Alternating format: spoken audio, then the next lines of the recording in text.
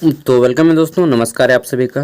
देखिए, मुझे वीडियो बनाना पड़ रहा है, लेकिन बनाने का मतलब मन है, लेकिन ना बॉडी काम नहीं कर रहा। दैट मीन्स कि धूप बहुत ज़ोर से लग रहा है, बहुत ज़ोर से धूप लग रहा है, झपकी। ठीक है, फिर भी मैं कोशिश करूँगा 50 क्वेश्चन बनाने का अंडरस्टैंडिंग इंडिया के, चूँकि आप लोगों का एग्ज़ाम है NPU नीलांबर पीताम्बर यूनिवर्सिटी का।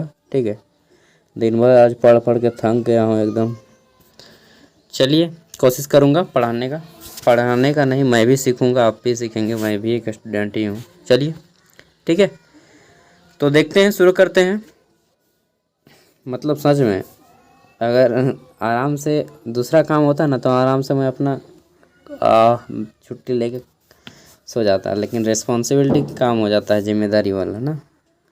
चलिए देखते हैं। वैल्यू एडेड कोर्स यानी कि वैक 1B, और इसमें आपका 2024 रांची यूनिवर्सिटी में पूछा गया क्वेश्चन है। आज हम लोग 50 क्वेश्चन करेंगे, साथ में करेंगे इससे रिलेटेड जितने भी क्वेश्चन बनेंगे। ठीक है, तो देखिए, यह आपका सेक्शन ए है। सेक्शन ए अंडरस्टैंडिंग इंडिया और सेक्शन बी है global citizenship education.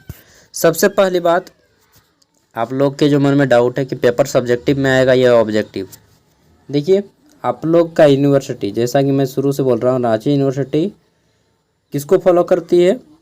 Sorry, NPU जो है नीलांबर पीताम्बर यूनिवर्सिटी रांची यूनिवर्सिटी को फॉलो करती है। ठीक है, और इसके इतिहास पिछले साल भी आपका अंडरस्टैंडिंग इंडिया का पेपर जो है ऑब्जेक्टिव आया था। ठीक है, और रांची यूनिवर्सिटी में ऑब्जेक्टिव आया था।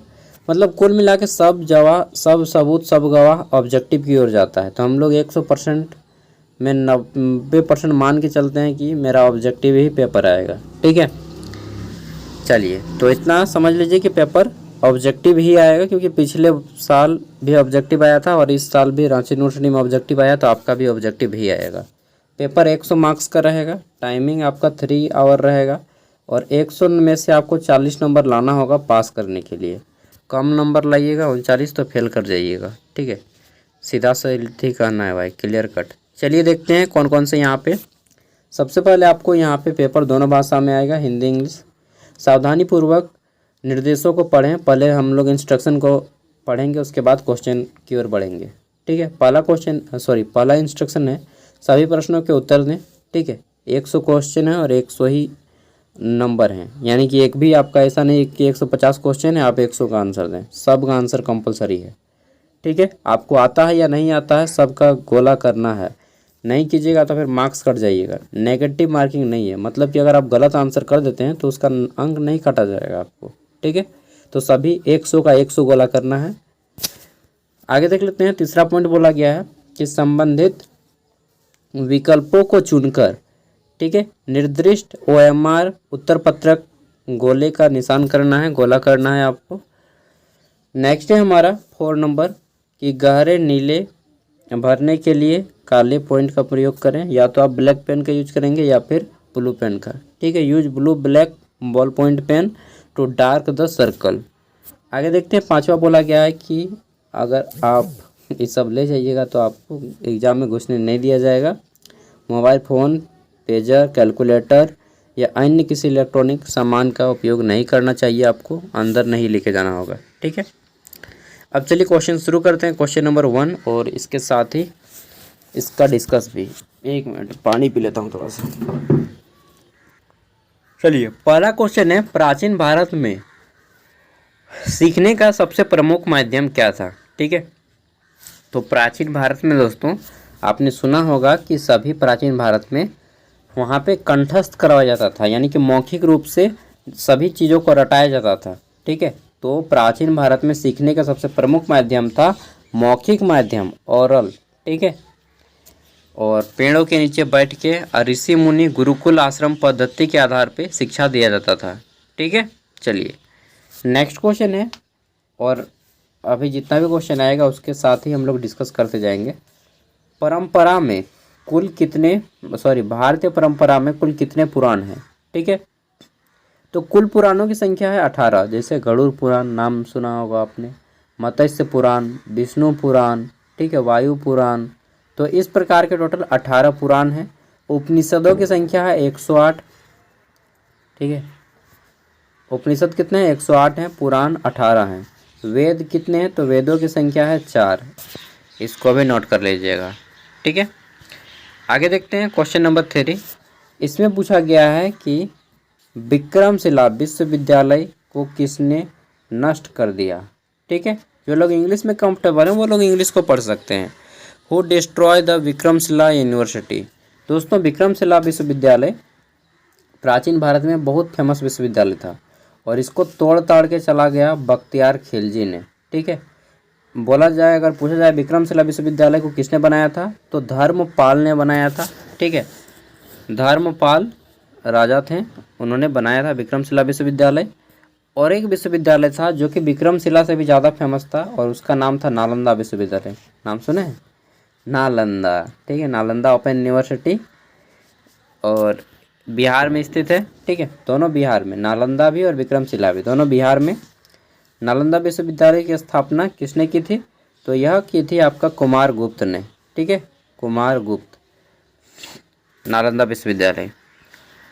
नेक्स्ट हम लोग देख लेते हैं। तो क्वेश्चन है हमारा, मदरसा का क्या अर्थ है? मदरसा मतलब होता है स्कूल। ठीक है, यानी कि विद्यालय। तो इस्लाम धर्म में मदरसा कहा जाता है, मदरसा का अर्थ होता है विद्यालय। ठीक है, आगे देखते हैं। क्वेश्चन है हमारा, भारतीय शिक्षा का मैग्ना कार्टा किसको कहा जाता है? तो भारतीय शिक्षा का मैग्ना कार्टा वुड्स डिस्पैच को कहा जाता है, जो कि 1854 में आया। ठीक है, नेक्स्ट हम लोग देख लेते हैं। तो यहाँ पे यह भी क्वेश्चन आ सकता है कि भारतीय विश्वविद्यालय अधिनियम कब लागू हुआ? तो 1891। ठीक है, आगे देख लेते हैं, भारत में अंग्रेजी शिक्षा को किसने लाया? तो देखिए, अंग्रेजी शिक्षा जो है लॉर्ड मैकाले ने लाया था। किसने? लॉर्ड मैकाले अंग्रेजी शिक्षा को बढ़ावा दिया।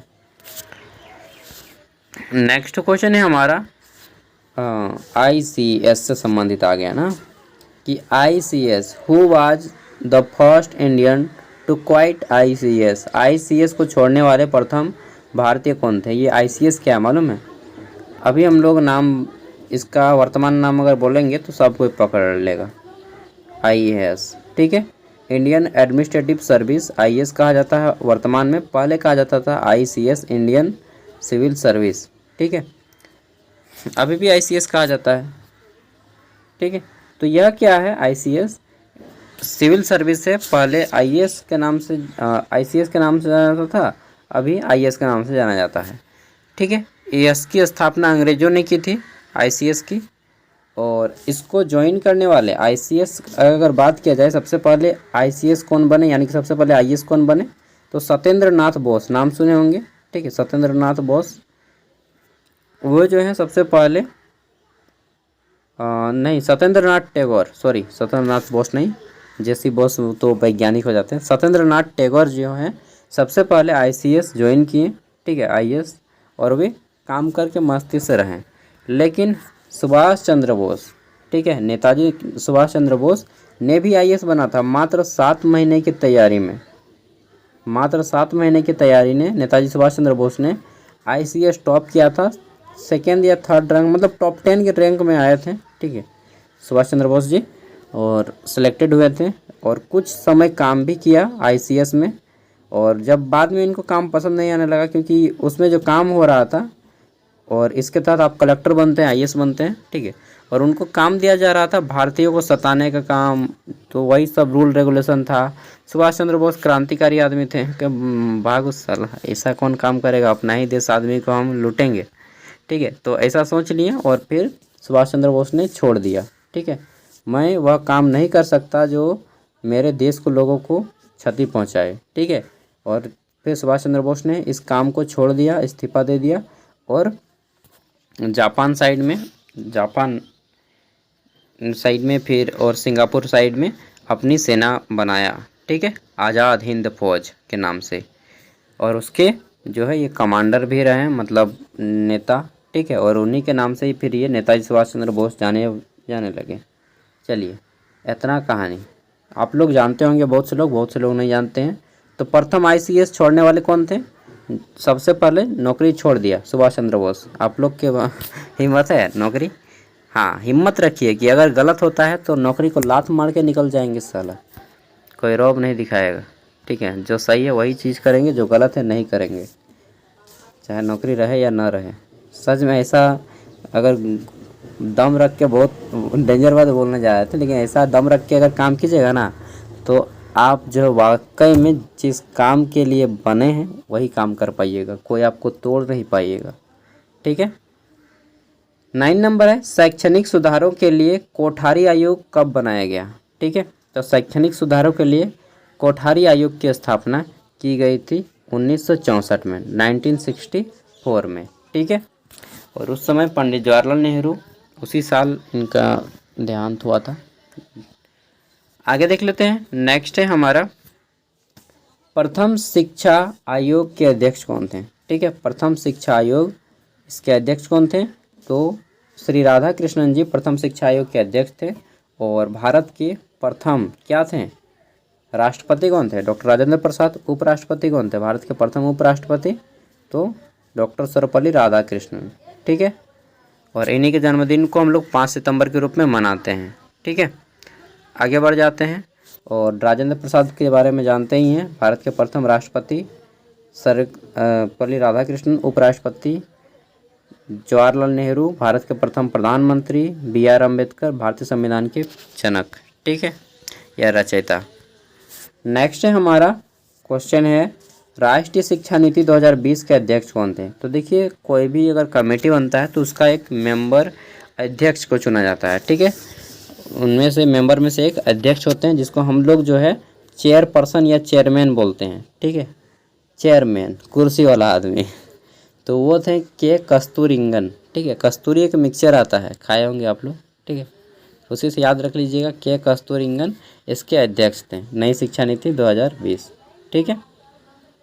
आगे देख लेते हैं। और यही नई शिक्षा नीति 2020 ने 4 साल का ग्रेजुएशन लाया और आपको मुसीबत में डाल दिया ना। चलिए, एक तरह से देखा जाए तो नई शिक्षा नीति क्या बोलेंगे, क्वालिटी ऑफ एजुकेशन ला रहा है, लेकिन गरीबों के लिए उतना हायर एजुकेशन क्वालिफिकेशन कर पाना, देखिए फिर से डाउन हो जाएगा। अगर एजुकेशन सस्ता रहता है तो अफोर्डेबल रहता है, ठीक है, इजी वे में रहता है, तो हर कोई शिक्षा लेना चाहता है। अब हाई कर दीजिएगा तो फिर बच्चा भिड़क जाएगा, बोलेगा भाई यार नहीं सकेंगे हम इतना टफ पढ़ने, ठीक है, और वहीं से वो डिमोरलाइज हो जाएगा। चलिए, जो भी है, अब बच्चा 12th करके ही छोड़ देगा। पहले जो ग्रेजुएशन कर जाता था ना, अब नहीं कर पाएगा। 4 साल का भी आप लोग देखिएगा। कहानी शुरू कर रहे हैं, अभी बाकी है 7वां सेमेस्टर 2 में ही आप लोग का हालत ख़राब हो जाएगा।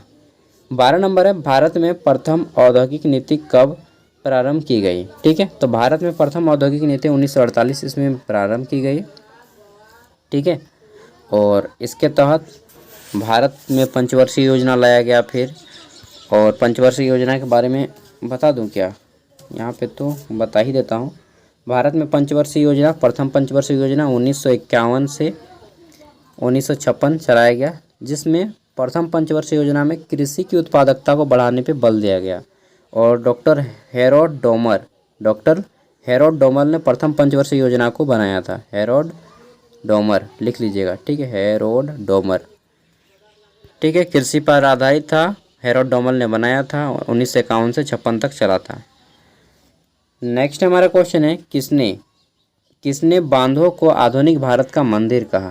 तो देखिए, आधुनिक भारत का मंदिर जवाहरलाल नेहरू ने कहा था। बांध को, कौन बांध, जो बांध आप लोग नहाने जाते हैं वो बांध नहीं रे बाबा। बड़े बड़े बांध जहाँ से बिजली उत्पादन किया जाता है, ठीक है, उन बांधों को आधुनिक भारत का मंदिर कहा। जैसे आपने नाम सुना होगा टेनू डैम, ठीक है, आपने NPU साइड में है ना, तो आपने नाम सुना होगा तिलैया डैम, सुने हैं, मैथन डैम, ठीक है, और कांके डैम, गेतलसूट डैम, और क्या है, चांडिल डैम, ठीक है। और बहुत बड़ा बड़ा हमारे देश का भाखड़ा नांगल डैम है, ठीक है, हीराकुंड बांध है। इन सब बांधों को कहा गया आधुनिक भारत का मंदिर, जहाँ से बहुत बड़े बड़े बिजली, बहुत ज़्यादा मात्रा में कई 100 मेगावाट में बिजली उत्पादन किया जाता है, ठीक है। आप लोग के साइड में एक नलकारी परियोजना चलाया गया है, कोयलकारो परियोजना, और फिर नीलांबर पीताम्बर परियोजना भी चलाया गया है, ठीक है। तो चलिए, नेक्स्ट आगे बढ़ते हैं। ये हो गया जवाहरलाल नेहरू। आधुनिक भारत का मंदिर किसको कहा है? बांध को कहा है, ठीक है। और इसके तहत भारत में दामोदर नदी पे 1948 में दामोदर घाटी परियोजना शुरू किया गया, बहुउद्देशीय परियोजना, ठीक है। भारत का प्रथम बहुउद्देशीय परियोजना दामोदर नदी पे शुरू किया गया था। अगला है हमारा, भारत में हरित क्रांति का शुभारंभ कब हुआ? तो देखिए, भारत में हरित क्रांति का शुभारंभ 1966 में हुआ था, 1966 में, ठीक है। और यही समय 1966 में इसके शुभारंभ किसने किया था? तो इनका नाम था MS स्वामीनाथन, ठीक है, MS स्वामीनाथन। ये एक साउथ इंडियन थे, स्वामीनाथन, ठीक है। और इसके साथ ही डॉक्टर वर्गीज कुरियन को याद है? डॉक्टर वर्गीज कुरियन जो दुग्धमैन के नाम से जाने जाते हैं। दुग्धमैन, अभी आप लोग अमूल दूध पीते हैं या पैकेट वाला दूध, सुधा दूध या फिर डेयरी मिल्क, जो भी है, डेयरी मिल्क तो मतलब पैकेट वाला, ठीक है। तो ये जो सुधा दूध या फिर जितना भी पैकेट वाला आता है, अमूल दूध, ये सब डॉक्टर वर्गीज कुरियन ने रिसर्च की और उसी का देन है, ठीक है। श्वेत क्रांति के जनक कहे जाते हैं डॉक्टर वर्गीज कुरियन, और हरित क्रांति के जनक कहे जाते हैं MS स्वामीनाथन, ठीक है। और MS स्वामीनाथन ने 1966 में इसका शुभारंभ किया, ठीक है। और इसके बाद से पैदावार को धीरे धीरे बढ़ावा मिला। आगे बढ़ जाते हैं। नेक्स्ट क्वेश्चन है, जय जवान जय किसान का नारा किसने दिया? जय जवान जय किसान का नारा दिया था किसने? लाल बहादुर शास्त्री जी ने। और यहीं पे अगर पूछ दे जय जवान जय किसान और जय विज्ञान का नारा किसने दिया, इसमें अगर विज्ञान जोड़ दे तो आप लोग बोलिएगा अटल बिहारी वाजपेयी जी को, ठीक है। और इंदिरा गांधी के बारे में जान लीजिए। इंदिरा गांधी भारत की प्रथम महिला प्रधानमंत्री थे, ठीक है। और वाइफ ऑफ किसके थे? इनके हस्बैंड का नाम मैं भूल रहा हूँ, क्या नाम था, पत्रकार थे, बहुत अच्छे थे, ठीक है। चलिए जो भी है। और इनका बेटा था राजीव गांधी। तो इंदिरा गांधी का जो हस्बैंड थे उनका नाम था फिरोज, ठीक है। चलिए थोड़ा सा देख लीजिएगा। नेक्स्ट है हमारा, भारत का लौह पुरुष कौन है, ठीक है। तो लौह पुरुष के नाम से किन्हें जाना जाता है, ये होना चाहिए क्वेश्चन। तो हमारा हो जाएगा सरदार वल्लभ भाई पटेल, ठीक है। सरदार वल्लभ भाई पटेल भारत के लौह पुरुष के नाम से जाने जाते हैं और भारत के प्रथम उप प्रधानमंत्री थे। पहले उप प्रधानमंत्री का पद हुआ करता था, बाद में उप प्रधानमंत्री का पद हटा दिया गया, ठीक है। बाकी CS बोस को जानते हैं, सुभाष चंद्र बोस, ठीक है, इन्हें CS बोस शॉर्ट में बोला जाता है। महात्मा गांधी भारत के राष्ट्रपिता और बापू, ठीक है। आगे देख लेते हैं। नेक्स्ट क्वेश्चन है हमारा, यहाँ पे भारतीय नाभिक के कार्यक्रम का पिता किन्हें कहा जाता है? तो भारत में जितना भी न्यूक्लियर बनता है, जैसे बम विस्फोट वगैरह जो हम लोग करते हैं ना, ठीक है, जितना भी हमारे पास एनर्जी है, ठीक है, तो ये जो जितना भी न्यूक्लियर का काम होता है, ये सभी के फादर कौन कहे जाते हैं? होमी जहांगीर भाभा, ठीक है, होमी भाभा। इनके नाम पे एक रिसर्च सेंटर बनाया गया है ट्राम्बे, मुंबई में, ठीक है। और उनका नाम है क्या नाम है? भाभा एटॉमिक रिसर्च सेंटर, ठीक है। Bhabha atomic research centre Trombay, Mumbai में स्थित है। वैकेंसी भी आता है, और अगर आप में से कोई बीच बीच में आते रहता है, फॉर्म वॉर्म भरिएगा, अच्छा तैयारी रहेगा तो सिलेक्शन भी ले सकते हैं, ठीक है। मैंने भी भरा था लेकिन एग्ज़ाम देने नहीं गया था, मुंबई बुला रहा था एग्ज़ाम देने, मुझे नहीं जाएंगे यार 1700 रुपया खर्चा हो जाएगा आना जाना में। और उस टाइम पे मैं बहुत कम एज का था, 18 साल का ही था यार। चलिए आगे देख लेते हैं। नेक्स्ट है हमारा, ये हो गया भारतीय नाभिक कार्यक्रम के जनक कौन हो जाते हैं? होमी जहांगीर भाभा। MS स्वामीनाथन हरित क्रांति के जनक हैं। APJ Abdul Kalam missile man के नाम से जाने जाते हैं, ठीक है। आगे देख लेते हैं। नेक्स्ट क्वेश्चन, हमारा क्वेश्चन है औद्योगिक नीति 1991 का मुख्य लक्ष्य क्या था? तो देखिए, औद्योगिक नीति 1991 का मुख्य लक्ष्य था हमारा बंद अर्थव्यवस्था को खोलना, ठीक है। 1991 का मुख्य लक्ष्य क्लोज्ड इकोनॉमी नहीं, राज्य अनियंत्रित अर्थव्यवस्था, राष्ट्रीयकरण और अनुज्ञप्ति मुक्त आरक्षण। तो इसका राइट आंसर हो जाएगा दोस्तों इसका D नंबर, ठीक है। यानी कि अनुज्ञप्ति मुक्त आरक्षण मुक्त, ठीक है। यानी कि कोई भी अब हमारे देश में आकर के व्यापार कर सकता है, हम भी अब किसी भी देश में जाकर के व्यापार कर सकते हैं। ये रूल रेगुलेशन के तहत अपनाया जाने लगा। ठीक है, एक तरह से मुक्त व्यापार अपनाया गया और इसके तहत WTO वर्ल्ड ट्रेड ऑर्गेनाइजेशन, जिसको पहले गेट के नाम से जाना जाता था, ठीक है, इसका एक हिस्सा बन गए हैं। इसका फुल फॉर्म होता है general agreement on tariff and trade. ठीक है, और WTO का हिस्सा बन गया वर्ल्ड ट्रेड ऑर्गेनाइजेशन का।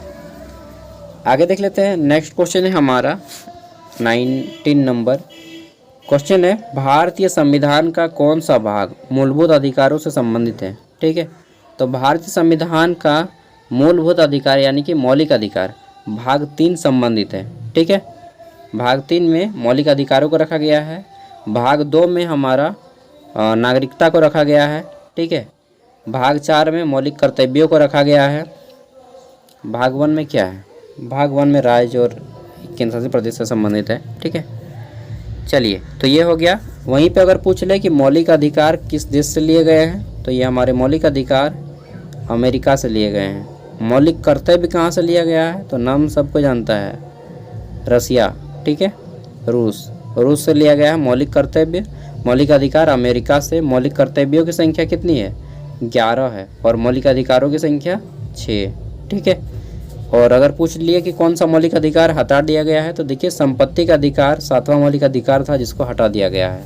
ठीक है, अगला क्वेश्चन है, कौन सा धार्मिक समुदाय CAA 2019 के अंतर्गत का पात्र नहीं है। CAA इसका फुल फॉर्म क्या होता है जी, सिटीजन CAA नहीं, सिटीजन क्या एक्ट होता है जी, मैं भूल गया। ठीक है, तो कोई एक्ट है, सिटीजन एक्ट करके है। ठीक है, तो इसको देख लीजिएगा एक बार, CAA। इसके तहत जो है मुस्लिम धर्म को इसका पात्र नहीं बनाया गया है। चलिए आगे देख लेते हैं। नेक्स्ट हमारा क्वेश्चन है, भारतीय संविधान का कौन सा अनुच्छेद समानता के अधिकार से संबंधित है। तो अनुच्छेद 14 समानता के अधिकार से संबंधित है। आपने जो ये पेपर दिया था जेंडर इक्वलिटी का, ठीक है, MDC का पेपर, उसमें भी यही क्वेश्चन आया था ना, याद कीजिए, मुझे याद है। आगे देख लेते हैं। नेक्स्ट क्वेश्चन है, भारतीय संविधान में कौन सा मूल अधिकार नहीं है। तो देखिए भारत के संविधान में कौन सा मूल अधिकार नहीं है। जीवन का अधिकार मूल अधिकार है जी। स्वतंत्रता का अधिकार मूल अधिकार है। संपत्ति का अधिकार मूल अधिकार था, नहीं है वर्तमान में। ठीक है, इसको हटा दिया गया। तो ऑप्शन डी इसका राइट आंसर हो जाएगा। आगे देख लेते हैं। नेक्स्ट क्वेश्चन 23 नंबर, इसमें पूछा गया है कौन सा अनुच्छेद भारतीय संविधान की आत्मा है। तो देखिए अनुच्छेद 32 भारतीय संविधान की आत्मा है, क्योंकि इसमें जो है आपको क्या बोलते हैं, संवैधानिक उपचारों का अधिकार रखा गया है। ठीक है, नेक्स्ट हमारा क्वेश्चन है, भारतीय संविधान में कुल कितने मूलभूत अधिकार हैं। तो मौलिक अधिकार कितने हैं, अभी मैंने बताया है, पहले 7 थे, वर्तमान में 6 मौलिक अधिकार हैं। ठीक है, चलिए नेक्स्ट क्वेश्चन है, किस संवैधानिक संशोधन को लघु संविधान कहा जाता है। तो देखिए 42वां संविधान संशोधन को लघु संविधान संशोधन कहा जाता है। ठीक है, सॉरी, लघु संविधान कहा जाता है। 26 नंबर है क्वेश्चन है, भारतीय, यहाँ पे मैं थोड़ा सा धीरे चलूँगा और आपको थोड़ा सा डिटेल में बताता चलूँगा। देखिए हमारे संविधान में कुल अनुच्छेद कितने हैं, अनुसूची कितना है, अनुच्छेद, अनुसूची, ठीक है, और एक है भाग। तो देखिए कुल भाग पहले 8 था, वर्तमान में कितने हैं, 12 भाग हैं। और पहले अनुच्छेद थे 395 मूल संविधान में, वर्तमान में 450 प्लस हो गया है। ठीक है, और अनुसूची की संख्या पहले 22 थे, अभी 25 हो गया है। ठीक है, वहीं आपने पढ़ा होगा सूची के बारे में। 3 प्रकार की सूची होती है, राज्य सूची, ठीक है, राज्य सूची, संघ सूची, और एक होता है समवर्ती सूची। ठीक है, तो देखिए आपने तीनों लिस्ट पढ़ा होगा, स्टेट लिस्ट, यूनियन लिस्ट और कंकरेंट लिस्ट। तो इसमें अगर बात किया जाए राज्य सूची, पहले 61 विषय था, अभी 66 विषय है। ठीक है, संघ सूची में पहले 97 विषय था, अभी 100 विषय है। ठीक है, वहीं अगर संघ सूची की बात की जाए तो इसमें 52 विषय हैं। नोट कर लीजिएगा अगर आपके सामने कॉपी पेन है तो। नेक्स्ट हमारा क्वेश्चन है, भारतीय संविधान का कौन सा भाग नागरिकता का निर्णय करता है, नागरिकता का निर्वहन या क्या है जी, निर्वचन करता है। जो भी ये समझ में आ गया है कि भारतीय संविधान का कौन सा भाग नागरिकता से संबंधित है, तो मैंने बताया है भाग 1 राज्य वगैरह हो जाएगा, ठीक है।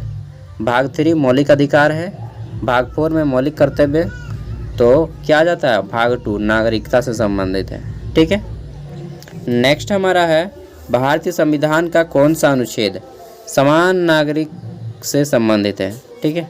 अच्छा, आपको मालूम है जैसे मैं जाके चला गया, चाहे आप ही चले गए, ठीक है।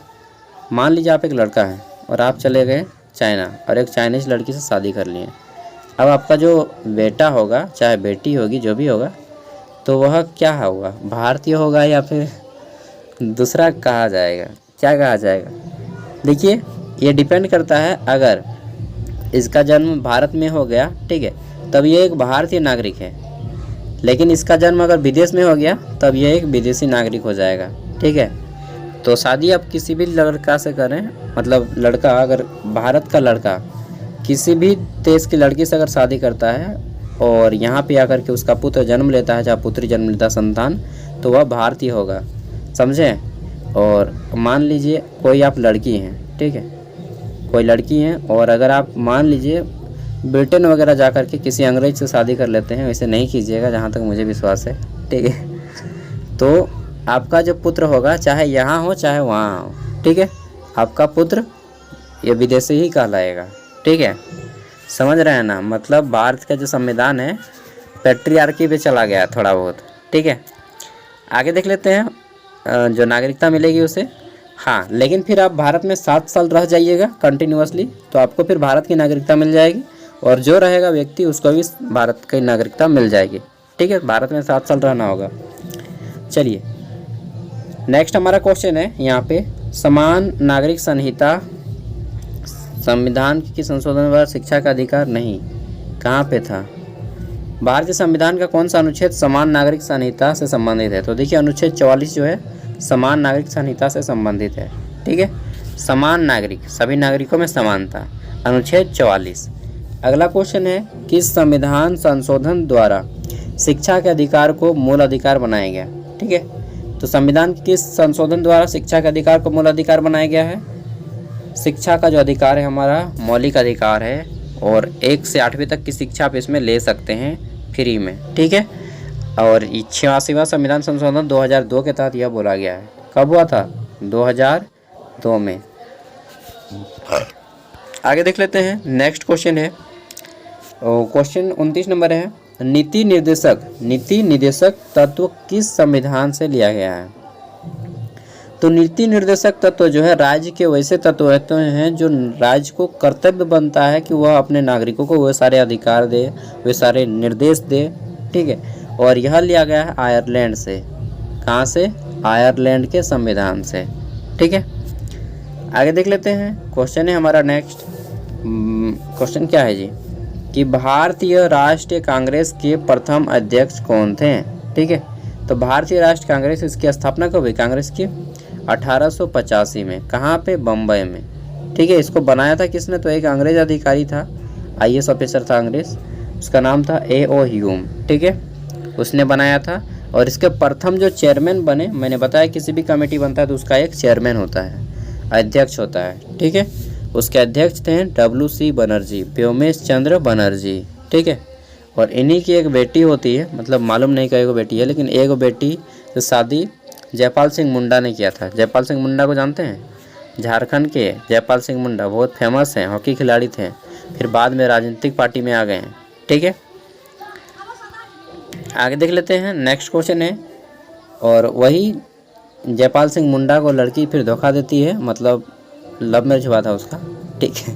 तो फिर उसका डेथ भी हो जाता है जयपाल सिंह मुंडा का, उनकी वाइफ के ही कारण। ऐसा लिखा है, ऐसा हम नहीं बोलते हैं, ऐसा किताब में हम पढ़े हैं तभी बता रहे हैं, ठीक है। नेक्स्ट क्वेश्चन है, झारखंड की सबसे लंबी नदी कौन सी है। तो देखिए झारखंड की सबसे लंबी नदी दामोदर है। कुल लंबाई झारखंड में दामोदर नदी की 290 किलोमीटर है, ठीक है, 290 किलोमीटर। और सेकंड नंबर पे स्वर्ण रेखा है, ठीक है। गंगा नदी की अगर लंबाई पूछा जाए तो गंगा नदी की लंबाई कितनी है? 2525 किलोमीटर है, 2525 किलोमीटर। ठीक है, भारत की सबसे लंबी नदी। और झारखंड के साहेबगंज जिला में 83 किलोमीटर दूरी तक यह बहती है। ठीक है, नेक्स्ट हमारा क्वेश्चन, और ये सोन नदी के बारे में जानिएगा क्या? सोन नदी अमरकंटक पहाड़ी से निकलती है। ठीक है, मध्य प्रदेश के अमरकंटक पहाड़ी से बिहार से होते हुए झारखंड में भी बहती है। गंगा की सहायक नदी है सोन। ठीक है, झारखंड में आपका गढ़वा जिला में घुसती है। नेक्स्ट हमारा क्वेश्चन है, झारखंड का सबसे बड़ा बांध कौन सा है? ठीक है, तो देखिए कांके बांध रांची में स्थित है, लेकिन सबसे बड़ा नहीं है। अमानत नदी आप लोग के साइड में बहता होगा, आप लोग को मालूम होगा। ठीक है, औरंगा नदी बहता है ना आप लोग के साइड में। कोनार बांध आपका बोकारो में है। ठीक है, मैंने गया भी था उस दिन, एग्ज़ाम था सीजीएल का, तो लेकिन उतना बड़ा नहीं है। लेकिन मैथन बांध, इसको भी मैंने गया है, बहुत बड़ा है। ठीक है, और बीच बीच में जैसे इस तरह मैथन बांध है आपका, और बीच बीच में इसका जंगल है। ठीक है, और चारों साइड में पानी है। ठीक है, बहुत मस्त नज़ारा है। लेकिन क्या करें, अकेले गए थे एग्ज़ाम देने गए थे, तो सोचे चलो यार लेट हो जाएगा, ट्रेन व्रेन छूट जाएगा, तो जल्दी से घुस फिर तुरंत 5 मिनट में घुमाए हैं। 33 नंबर है, हिमालय श्रेणी की सर्वोच्च पर्वत श्रेणी कौन सी है? ठीक है, हिमालय श्रेणी की सर्वोच्च पर्वत श्रेणी कौन सी है? इसका आंसर समझे ना, मैथन बांध होगा, मैथन डैम, जो कि धनबाद में स्थित है। ठीक है, क्वेश्चन है हमारा, हिमालय श्रेणी की सर्वोच्च पर्वत श्रेणी कौन सी है? तो देखिए हिमालय की सबसे ऊंचा श्रेणी है माउंट एवरेस्ट। ठीक है, ऊंचाई कितनी है? 8848, या कहीं कहीं पे 8850 भी लिखता है। ठीक है, चलिए जो नियरेस्ट आंसर आएगा आपका ऑप्शन में उसको मार दीजिएगा। और भारत में ये जो माउंट एवरेस्ट है भारत का हिस्सा नहीं है। अगर भारत में पूछा जाए तो भारत में K2 हो जाएगा, K2। ठीक है, नेक्स्ट हमारा क्वेश्चन है, राजमहल की पहाड़ी भारत के किस राज्य में अवस्थित है? राजमहल नाम सुने होंगे, राजाओं का महल। यह दोस्तों साहेबगंज का नाम सुने हैं ना, साहेबगंज। ठीक है, तो साहेबगंज में पड़ता है राजमहल की पहाड़ी। ठीक है, राजमहल ट्रैप, राजमहल की पहाड़ी बोलते हैं। और भारत का सबसे नूतन भौतिक संरचना है। ठीक है, तो झारखंड इसका राइट आंसर हो जाएगा। झारखंड के किस ज़िले में? साहेबगंज ज़िले में पाया जाता है। नेक्स्ट हमारा क्वेश्चन है 35 नंबर, निम्नलिखित में कौन भारत को उत्तरी शीतल हवाओं से संरक्षित करता है? देखिए भारत का उत्तर, पूर्व, पश्चिम, उत्तर, दक्षिण आपको मालूम होना चाहिए, थोड़ा सा बताएंगे। ठीक है, सपोज दैट ये हमारा भारत है, अपना भारत, प्यारा भारत ना, ये जो आपका है भारत, अरे भाई उल्टी मैंने भारत बना दिया यार, सॉरी। ये इस साइड से गुजरात का इलाका मान के चलिए ना, ये इस टाइप से पूरा भारत है। ठीक है, ये एक मोटा मोटा हम लोग बनाए हैं। तो ये जो हमारा इस साइड हो गया, ये इस साइड हमारा पूर्वी हो गया, इस साइड हमारा पश्चिम हो गया, ये इस साइड हमारा उत्तर हो गया, और नीचे साइड हमारा दक्षिण हो गया। ठीक है, तो उत्तर में हमारा हिमालय है, भारत के उत्तर में कौन है? हिमालय। पूरब में ये हमारा, पूरब में बंगाल की खाड़ी है इस साइड में। ठीक है, और सबसे पूर्वी राज्य है अरुणाचल प्रदेश। इस साइड पश्चिम में हमारा क्या है? अरब सागर है। और सबसे पश्चिमी राज्य हमारा कौन? गुजरात है। और इस साइड में क्या है? तो हमारा है हिंद महासागर। ठीक है, भारत के नाम पे रखा गया है। और सबसे दक्षिणी राज्य हमारा कौन है जी? तो इसका नाम क्या बोलते हैं? तमिलनाडु। ठीक है, और सबसे दक्षिणी छोर है इंदिरा पॉइंट, इस साइड यहाँ पे है इंदिरा पॉइंट। ठीक है, सबसे उत्तरी बिंदु है इंदिरा कॉल।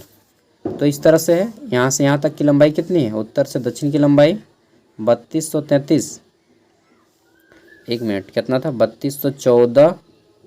3214 किलोमीटर और 2933 किलोमीटर, 2933। ठीक है, 2933 किलोमीटर है उत्तर से दक्षिण की लंबाई, सॉरी हाँ 3214 किलोमीटर है उत्तर से दक्षिण की लंबाई, यानी कि जम्मू कश्मीर से लेकर के कन्याकुमारी तक 3214 किलोमीटर। और पूरब से पश्चिम अरुणाचल प्रदेश से लेकर गुजरात तक की लंबाई 2933 किलोमीटर। कितना? 2933। ठीक है, चलिए जान लिए, इतना चीज़ काफ़ी है। तो हमारा नेक्स्ट क्वेश्चन क्या है? निम्नलिखित में से कौन भारत को उत्तरी शीतल हवाओं से रक्षा करता है? तो उत्तर में क्या है हमारा? हिमालय है। ठीक है, तो हिमालय कहाँ है? ये हमारा हो गया। ठीक है, अगला हमारा क्वेश्चन है, कौन सी भौगोलिक रेखा झारखंड को 2 भागों में बांटती है? झारखंड को बोलिए चाहे भारत को बोलिए, 2 भागों में बांटती है। ट्रॉपिक ऑफ कैंसर, बाप रे कैंसर हाँ कैंसर, कर्क रेखा, ठीक है। ये क्या लिखा है जी, जोरोपिक, ये टी होगा, ट्रॉपिक होता है, ठीक है। नेक्स्ट क्वेश्चन देख लेते हैं। और कर्क रेखा में स्थित राज्यों की संख्या कितनी है? 8। इसको भी याद कर लीजिएगा। क्वेश्चन है हमारा, निम्नलिखित में कौन सी दामोदर नदी की सहायक नदी नहीं है? तो देखिए, भेड़ा नदी दामोदर की सहायक है, सोन नदी दामोदर की सहायक नहीं है, अभी मैंने बताया गंगा की सहायक है, कोनार नदी भी, बराकर नदी भी दामोदर की सहायक है, लेकिन सोन नदी किसकी सहायक नदी है? गंगा की, ठीक है। मानो तो मैं गंगा माँ हूँ, चलिए गाना आप लोग पूरा दीजिएगा, ना मानो तो बहता पानी, ठीक है। अगर आप लोग जाइएगा यहाँ पे क्या बोलते हैं, कोलकाता, कलकत्ता में हावड़ा ब्रिज है, 10 रुपया लेगा, लॉन्च चढ़ लीजिएगा, ठीक है। हावड़ा ब्रिज में जो हुगली रिवर है, हुगली नदी, ठीक है, उस दिन मैं गया था तो हुगली रिवर पे चढ़ा था। वो जो हुगली रिवर है गंगा का ही पुराना नाम है, मतलब एक तरह से हम लोग बोल सकते हैं कि गंगा का ही एक धारा है, और उसको पुरानी गंगा बोल सकते हैं आप लोग, ठीक है, या फिर छोटी गंगा के रूप में बोल सकते हैं हुगली रिवर को, ठीक है।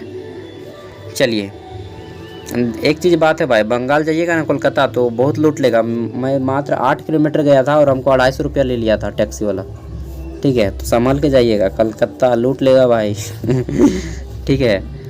बंगाल का शोक किस नदी को कहा जाता है? तो बंगाल का शोक दामोदर को कहा जाता है, ठीक है। आगे देख लेते हैं नेक्स्ट क्वेश्चन। और एक चीज़, आप लोग अगर आप में से कोई कॉम्पिटिटिव एग्जाम की तैयारी कर रहे हैं तो जब भी आप लोग को एक चीज़ सोच लीजिए, अगर मतलब एग्ज़ाम का सेंटर जो है आपको कलकत्ता वगैरह या फिर बड़ा बड़ा शहर में तभी देगा जब आपका सेंट्रल गवर्नमेंट का कोई मतलब संस्था में फॉर्म भरिएगा। एक स्पेशल संस्था होता है, जैसे मैंने इसरो का फॉर्म भरा तो मैंने सेंटर मिला था हमको कलकत्ता, ठीक है। उसी तरह से जहाँ पे आप सेंटर पाते हैं चले जाइए, घूमने का एक अवसर मिलेगा, बहुत कुछ सीखने को मिलेगा, ठीक है। लोग कैसे हैं, वहाँ की सभ्यता कैसी है, ठीक है, बाहर में आपको घूमना कैसे है पता चल जाएगा। ट्रेन का नॉलेज नहीं है तो ट्रेन का नॉलेज हो जाएगा। बहुत से लोग होता है कि ट्रेन अभी तक चढ़े नहीं होंगे, आप में से भी बहुत से लोग ट्रेन नहीं चढ़े होंगे, ठीक है। तो ये सब अपॉर्चुनिटी है, नौकरी करे या ना करे वो अलग की बात है, जॉब लगे या ना लगे 2 साल तक तैयारी कीजिए, मेरा मानना है 2 साल तक तैयारी कीजिए, ठीक है। नहीं लगता है तो कोई बात नहीं, छोड़ दीजिए। और अगर आपका बिल्कुल भी मन नहीं है, नहीं हमको करना ही नहीं नौकरी, बहुत अच्छा है जी, हाथ मिलाएंगे आपसे, ठीक है। वैसे आदमी को जाना चाहिए बिजनेस में, ठीक है। बिजनेस कीजिए, चाहे कोई अपना कलाकारी है तो उसको कीजिए, कोई ज़रूरी नहीं कि सब कोई नौकरी ले, ठीक है। आखिर सब कोई नौकर बन जाएगा तो फिर शासन कौन चलाएगा। भारत में सोने के सिक्के का प्रारंभ किस राजवंश ने किया? ठीक है, तो देखिए भारत में सबसे पहले सोने के सिक्के जो है कुषाण वंश ने शुरू किए थे, और कुषाण वंश का सबसे महान राजा था कनिष्क, नाम सुने होंगे कनिष्क। ठीक है, तो हमारा डी इसका राइट आंसर हो जाएगा कुषाण। नेक्स्ट हमारा क्वेश्चन है यहाँ पे, चंद्रगुप्त मौर्य का गुरु कौन था? चंद्रगुप्त मौर्य के गुरु सबको जानते हैं, और इसका पूरा का पूरा वीडियो भी देखे होंगे यूट्यूब में। ठीक है, चाणक्य, मैंने इसका किताब भी पढ़ा है, चाणक्य नीति। ठीक है, कालिदास, इनकी एक बहुत फेमस रचना है अभिज्ञान शकुंतलम, जिसने शकुंतला और राजा दुष्यंत की प्रेम कथा है। ठीक है, और जनक कौन है? राजा जनक सीता के पिताजी हैं। ठीक है, और चंद्रगुप्त मौर्य का थोड़ा सा मैं बता देता हूँ। मौर्य वंश के संस्थापक हैं। अगर पूछा जाए भारत के प्रथम राजा कौन है, भारत के प्रथम राजा कौन हैं, तो आप में से नहीं बता पाइएगा कि कौन है प्रथम राजा भारत के। तब आपको बताना है कि चंद्रगुप्त मौर्य भारत के प्रथम राजा हैं। ठीक है, चंद्रगुप्त मौर्य ने नंद वंश को समाप्त कर, ठीक है, नंद वंश के अंतिम सम्राट धननंद को मारकर मौर्य वंश की स्थापना करते हैं। ठीक है, और चाणक्य ने शपथ लिया था, क्या बोलता, धननंद मैं समूल चुट्टी बांधता और बोलता मैं समूल तुम्हारे वंश को समाप्त कर दूंगा, ये एक ब्राह्मण का प्रतिज्ञा है, और अपने केस को बांध लेता है। ठीक है, अगर आपने देखा होगा तो याद होगा। तो सबसे पहले आता है चंद्रगुप्त मौर्य। ठीक है, कौन आता है? चंद्रगुप्त मौर्य। इसका बेटा होता है कौन? इसका बेटा होता है बिंदुसार। ठीक है। चंद्रगुप्त मौर्य का बेटा होता है बिंदुसार, ठीक है। बिंदुसार का बेटा होता है अशोक, जो कि अभी तक का सबसे ग्रेट सम्राट है, सम्राट अशोक, ठीक है, अशोका। और अशोक के बाद फिर समाप्त हो जाता है, क्योंकि अशोक ने कलिंग का युद्ध लड़ा था 261 ईस्वी में, जो कि अभी तक का भारत का सबसे डेंजर युद्ध है। इससे बड़ा युद्ध अभी तक भारत में नहीं हुआ है। अशोक ने जो कलिंग का युद्ध लड़ा था उससे बड़ा युद्ध नहीं हुआ है। अशोक का बेटा हुआ था संघमित्रा, और क्या नाम था, महेंद्र, ठीक है। सब समाप्त कर देता है, कोई राजा उजा नहीं, और ये बौद्ध धर्म में चले जाते हैं अशोक। नेक्स्ट हमारा है मीनार और गुंबद जैसे स्थापत्य प्रयुक्त किए गए हैं। तो देखिए मीनार और गुंबद जैसे स्थापत्य मुगल काल के द्वारा बनाए गए थे, ठीक है। गुंबद आपने देखा होगा इस टाइप से होता है, और ऊपर में आपको एक टोपी जैसा लगा रहता है, ठीक है। तो ये गुंबद हो गया, और ऐसा मैक्सिमम आपका मुगल जितने भी शासक थे उन्होंने किया था, ठीक है। जैसे ताजमहल भी एक गुंबदाकार है, ठीक है। 42 नंबर हमारा क्वेश्चन है दीन ए इलाही। दीन ए इलाही के जनक कौन है? देखिए दीन ए इलाही क्या है?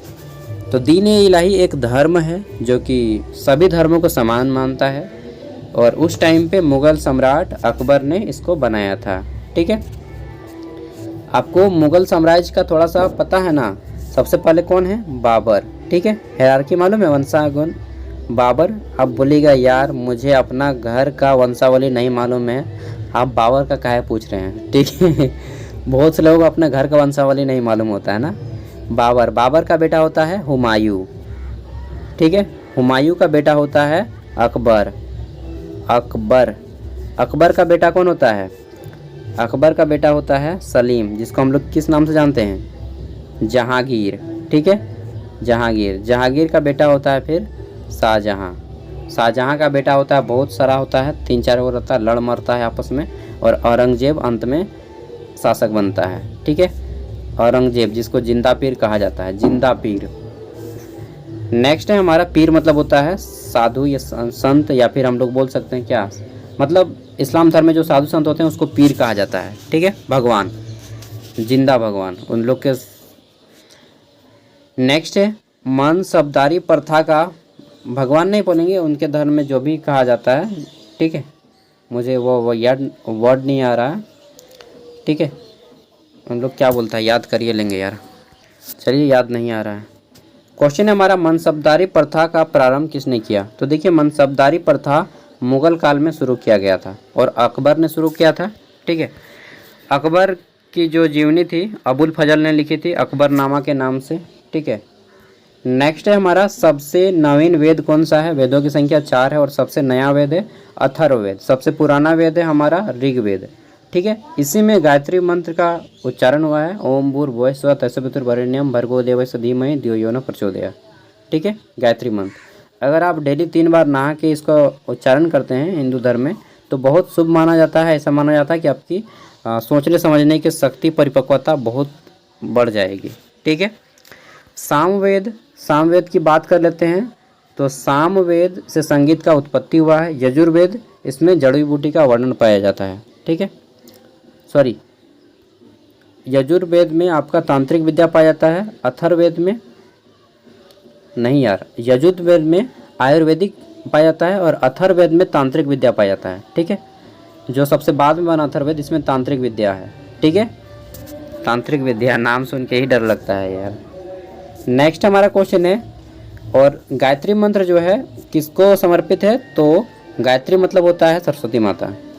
नेक्स्ट है जजिया कर का प्रारंभ किसने किया? ठीक है, जजिया कर अकबर ने प्रारंभ किया था, ठीक है। अल्लाहू तो पैगंबर मोहम्मद हजरत साहब इस्लाम धर्म के संस्थापक हैं, ठीक है। आप लोग जाते हैं नहीं जी, जुम्मा उम्मा जो भी हैं जाया कीजिए, और हिंदू धर्म में तो मंदिर जाया कीजिए, ठीक है। बौद्ध धर्म, जैन धर्म के बहुत कम लोग वीडियो देखते हैं, अगर हैं तो आप लोग क्या बोलते हैं उसका, पारसनाथ आया कीजिए, पारसनाथ। मेघदूत पुस्तक किसने लिखी? तो मेघदूत जो पुस्तक है यह लिखी है किसने? मेघदूत कालिदास, ठीक है। मेघदूत कालिदास ने लिखा संस्कृत भाषा में। कौटिल्य ने लिखा है अर्थशास्त्र को। सूरदास ने दूसरा लिखा है। सूरदास तो वर्तमान आधुनिक काल के कवि हो गए, ठीक है। तो ये हमारा हो गया कालिदास मेघदूत के रचयिता हैं। मेघदूत, अभिज्ञान शकुंतलम, ये दोनों इनकी रचना है, ठीक है। नेक्स्ट है हमारा, और मेघदूत के बारे में जो है इन्होंने भगवान राम के बारे में डिटेल में बताया है। क्वेश्चन है हमारा, संस्कृत व्याकरण पर लिखी गई पुस्तक अष्टाध्यायी के लेखक कौन है? तो देखिए, संस्कृत व्याकरण अष्टाध्यायी के लेखक हैं पाणिनि, ठीक है। कौन है? पाणिनि। संस्कृत के पितामह कहे जाते हैं पाणिनि। अगला हमारा क्वेश्चन है 48 नंबर, धम्म घोष के नीति की घोषणा किसने की? ठीक है, तो अशोक ने एक धर्म अपनाया था, उसको नाम दिया था अशोक का धम्म। अशोक का धम्म, जिसमें किसी भी धर्म का विरोध नहीं किया जाएगा, सभी धर्मों का सम्मान किया जाएगा, ठीक है। तो इसको किसने बनाया था? अशोक ने। अशोक द ग्रेट, ठीक है। और बौद्ध धर्म के संस्थापक कौन है? गौतम बुद्ध, ठीक है। बचपन का नाम सिद्धार्थ। जैन धर्म के संस्थापक महावीर स्वामी 24वें तीर्थंकर थे। जैन धर्म में कुल 24 तीर्थंकर हुए। और प्रथम तीर्थंकर ऋषभ देव, कभी कभी पूछ लेगा आपसे। अगला हमारा क्वेश्चन है, चरक संहिता के ज्ञान किस क्षेत्र से संबंधित है? देखिए, चरक संहिता जो है एक मोटा सा बुक है, मेरे पास भी था, मैंने अभी किसी को दे दिया पढ़ने के लिए, ठीक है। तो चरक संहिता चिकित्सा से संबंधित है। अगर आप BAMS करते हैं, जैसे कि MBBS होता है, वैसे आयुर्वेद में भी MBBS होता है, तो आपको ये चरक संहिता पढ़ना पड़ेगा, ठीक है। और महर्षि चरक के द्वारा लिखा गया है। उसी तरह से एक सुश्रुत संहिता भी है, जो कि महर्षि सुश्रुत के द्वारा लिखा गया है। आगे देख लेते हैं। नेक्स्ट है हमारा, अकबर नामा पुस्तक को किसने लिखा है? तो मैंने बताया था, अकबर नामा जो पुस्तक है, इसको लिखा है अबुल फजल ने। अकबर के दरबारी कवि थे। यहीं पे और एक दो पुस्तक का नाम याद लिख लीजिए, जैसे माई एक्सपेरिमेंट विथ ट्रूथ, ठीक है, यानी कि सत्य के साथ मेरा प्रयोग। माई एक्सपेरिमेंट विथ ट्रूथ, सत्य के साथ मेरा प्रयोग। अगर ये पूछ ले कि इस पुस्तक को किसने लिखा है, ठीक है, तो महात्मा गांधी, आप लोग नोट कर लीजिएगा, महात्मा गांधी ने लिखा है माई एक्सपेरिमेंट विथ ट्रूथ, सत्य के साथ मेरा प्रयोग। गुजराती भाषा में लिखा था, बाद में चेंज हो गया बहुत सारे भाषाओं में, ठीक है, ट्रांसलेट हो गया। उसके बाद हिंद स्वराज एक पुस्तक पूछा जा सकता है कि हिंद स्वराज पुस्तक को किसने लिखा है? तो हिंद स्वराज को भी महात्मा गांधी ने लिखा है, ठीक है, हिंद स्वराज। वहीं पे आपको पूछा जा सकता है कि डिस्कवरी ऑफ इंडिया पुस्तक को किसने लिखा है? डिस्कवरी ऑफ इंडिया यानी कि भारत की खोज, ठीक है। भारत की खोज आपको क्लास 7 में एक किताब मिला होगा, याद है? उतना याद नहीं रखते होंगे यार याद होगा तो अच्छी बात है। भारत की खोज, इसको लिखा है पंडित जवाहरलाल नेहरू ने, ठीक है। और इसके ऊपर एक वेब सीरीज भी बनी है पूरे के पूरे यूट्यूब में, जवाहरलाल नेहरू से। आप लोग लिखिएगा भारत की खोज ऑल एपिसोड, तो आ जाएगा। मैंने देखा भी है उसको, बहुत अच्छा है, लेकिन आप लोग को पसंद शायद नहीं लगेगा क्योंकि वह 90s में बना है, ठीक है। 51 नंबर है, पर्यावरणीय नारीवाद के पीछे क्या विचार है? तो देखिए, पर्यावरणीय नारीवाद के पीछे हमारा क्या विचार है, इसको कल बताऊंगा, क्योंकि यहाँ से हमारा शुरू होता है global citizenship education and sustainable development goals, ठीक है, यानी कि सतत विकास और धारणीय विकास, ठीक है। तो यहाँ से कल से हम लोग शुरू करेंगे। तो आज बस इतना ही, काफ़ी लंबा वीडियो हो गया। आई होप कि आप लोग वीडियो सुनते सुनते बोर हो गए होंगे, ठीक है। नहीं हुए तो बहुत अच्छी बात है, और हो गए हैं तो चलिए, जितना समझ में आया उतना समझ लीजिए। इसी तरह से आपका क्वेश्चन आएगा, ठीक है। और पूरा का पूरा प्लेलिस्ट मैं वीडियो को डिस्क्रिप्शन में दे दूंगा, ठीक है। PDF भी वीडियो को डिस्क्रिप्शन में दे दूंगा, और 2-3 वीडियो लाऊंगा करंट टॉपिक के ऊपर, इसके ऊपर। इसके बाद आप लोग का एग्ज़ाम ख़त्म हो जाएगा। बस लास्ट एग्ज़ाम है और सबसे टफ एग्ज़ाम है, क्योंकि यह पेपर पूरा का पूरा ऑब्जेक्टिव में आएगा, ठीक है। तो देखिए, आप में से बहुत से लोग मुझे नहीं देखे होंगे, फर्स्ट टाइम देख रहे होंगे, ठीक है। मैं ही अभी तक बोल रहा था 48 मिनट तक, 49 मिनट तक, ठीक है। तो मैं भी आप ही की एज का हूँ, मुझे सर मत बोलिए, मुझे भैया बोलिए या फिर दोस्त बोलिए, ज़्यादा बेटर रहेगा दोस्त, ठीक है, क्योंकि मैं भी आप ही के एज का हूँ, थोड़ा बड़ा हूँ, 24-23 साल का हूँ, ठीक है। चलिए, जो भी है, ऑल द बेस्ट आप सबों को। और आप लोग एग्ज़ाम अच्छे से लिखिए, मेहनत कीजिए, क्योंकि मालूम है बिना मेहनत के कुछ नहीं होगा, ठीक है। और बिना मेहनत के जब कुछ नहीं होता है तो मेहनत करना ही पड़ता है। मैं भी करता हूँ, आपको भी करना पड़ेगा, ठीक है। चलिए, मिलते हैं नेक्स्ट वीडियो में, बाय। और एक चीज़, जिनका फर्स्ट डे पे एग्ज़ाम होगा वो लोग अपना क्वेश्चन पेपर इस नंबर पे सेंड कर दीजिएगा, ठीक है। क्योंकि आप लोग क्वेश्चन पेपर सेंड कीजिएगा तभी हम आप लोग के फिर नेक्स्ट डे पे जिनका एग्ज़ाम होगा उनकी हेल्प कर पाएंगे, ठीक है। क्योंकि एक दूसरे की मदद करेंगे तभी हमारा समाज डेवलप कर पाएगा दोस्तों, ठीक है। चलिए ये नंबर नोट कर लीजिएगा, कोई इंपॉर्टेंट क्वेश्चन भी पूछना हो तो आप हमसे पूछ सकते हैं व्हाट्सएप के थ्रू, ठीक है। डोंट कॉल समझ रहे हैं ना। चलिए बाय।